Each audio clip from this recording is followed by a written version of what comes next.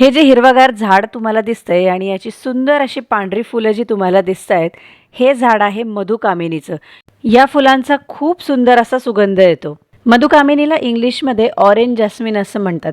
याच्या फुलाचा जो सुगंध येतो तो जी लिंबूवर्गीय फळं असतात, संत्री, मोसंबी आणि जाई-जुई, मोगरा अशा दोन्हीचा मिक्स असा याचा सुगंध येतो. आता मुख्य म्हणजे याच्यामध्ये 2 प्रकार येतात. एक आहे तो म्हणजे टेबल कामिनी आणि दुसरा आहे मधुकामिनी. हे जे माझ्याकडे तुम्हाला दिसतंय ते आहे मधुकामिनीचं झाड. बऱ्याच वेळेला लोकं मधुकामिनी समजून हे टेबल कामिनीचं रोप आणतात किंवा नर्सरीवाले पण तुम्हाला बऱ्याच वेळा मधुकामिनी म्हणून हे टेबल कामिनीचं रोप देतात. पण हे जे टेबल कामिनी आहे याची पाने अगदी छोटी-छोटी असतात आणि यांना जवळपास फुलं येतच नाहीत. चुकून-माकून एखादं आलं तर आलं, पण यांना फुलं येत नाही. त्याच्यामुळे तुम्ही जेव्हा केव्हा रोप आणाल नर्सरीमधून तेव्हा त्याची पानं बघून घ्या. लहान पानं असलेलं झाड टेबल कामिनीचं आहे. तुम्हाला जर फुलांचं रोप हवं असेल तर तुम्हाला अशी मोठी मोठी पानं असलेलं झाड आणावं लागेल. ते आहे मधुकामिनीचं. याला भरपूर अशी फुलं येतात. मधुकामिनीचं रोप तुम्ही कुंडीतसुद्धा लावू शकता आणि जमिनीतसुद्धा लावू शकता.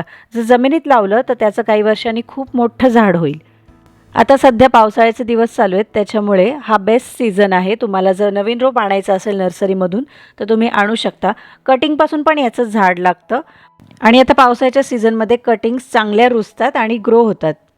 या झाडाचं वैशिष्ट्य म्हणजे मी मगाशी सांगितलं तसं वर्षभर जवळपास 12ही महिने ह्याची पानं कायम हिरवीगार असतात. थंडीचा एखादा महिना सोडला तर ह्याची पानं हिरवीगार असतात. अगदी खूप थंडी असेल तेव्हासुद्धा ह्याची पानं पिवळी पडलेली मी पाहिलेलं नाही आहे. जेव्हा खूप थंडी असते तेव्हा ह्याच्या पानांचे जे टिप्स आहेत ते थोडेसे ब्राऊन होतात आणि पानं गळतात. पण पूर्ण पानगळ ह्याची होत नाही. थोडेफार पानं ही झाडावर शिल्लक असतात आणि जी शिल्लक असतात ती पानं हिरवीगारच असतात. आता बघूया फुलांचा सीझन कधी असतो. उन्हाळ्यामध्ये आणि पावसाळ्यामध्ये याला भरपूर अशी फुलं येतात. पावसाळ्यामध्ये तर खूप जास्त फुलं येतात. थंडीमध्ये थोडंसं फुलांचं प्रमाण कमी होतं, पण फुलं येत राहतात, थोडीफार फुलं येतात. आता हे फुलांचं झाड आहे त्याच्यामुळे साहजिकच याला उन्हाची गरज जास्त असते. 4 ते 5 तासाचं ऊन या झाडाला मिळालंच पाहिजे तरच याला भरपूर अशी फुलं येतात. जर तुमच्याकडे उन्हाचं प्रमाण कमी असेल तर फुलं पण कमी येतील. मधुकामिनीची जी फुलं असतात ती संध्याकाळच्या वेळेला उमलतात. म्हणजे मोगरा, जाई-जुई ह्याच्यासारखी संध्याकाळच्या वेळेला याची फुलं उमलतात आणि याचा जो सुगंध आहे तो सुद्धा संध्याकाळी आणि रात्रीच्या वेळेला खूप जास्त येतो. याला असं गुच्छामध्ये असे कळ्या आणि फुलं लागतात. त्याच्यामुळे एका फांदीवर भरपूर अशा 9-10 कळ्या लागतात आणि मग त्याची फुलं उमलतात. पण एक गोष्ट आहे ती म्हणजे याची फुलं जी आहेत ती खूप नाजूक असतात. त्याची फुलं जर तुम्ही तोडायला गेलात तर ती गळून पडतील. त्याच्या पाकळ्या लगेच गळून पडतात. त्याच्यामुळे मधुकामिनीची फुलं ही झाडावरच ठेवावी लागतात आणि झाडावरच छान दिसतात. 1 ते 2 दिवस याची फुलं झाडावर टिकतात आणि जेव्हा फुलं वाळून जातात त्याच्यानंतर फुलं गळून पडतात. तेव्हा फुलं येऊन गेलेल्या फांदीचा तो वरचा भाग तुम्हाला कट करायचा आहे. आता बघूया रोपासाठी कुंडी किती घ्यायची, म्हणजे किती इंचाची आणि कोणती घ्यायची. मी तरी प्लास्टिकचीच कुंडी घेतली आहे. मातीची कुंडी मिळाली तर खूप चांगलं आणि जर जमिनीत झाड असेल तर काहीच प्रॉब्लेम नाही. पण जर मातीची कुंडी नसेल आणि प्लास्टिकची कुंडी घेतली असेल तर पाण्याचा निचरा व्यवस्थित होणारीच तुम्हाला माती बनवावी लागेल. त्यासाठी जे पॉटिंग मिक्सचर आहे ते एकदम तुम्हाला व्यवस्थित लागेल.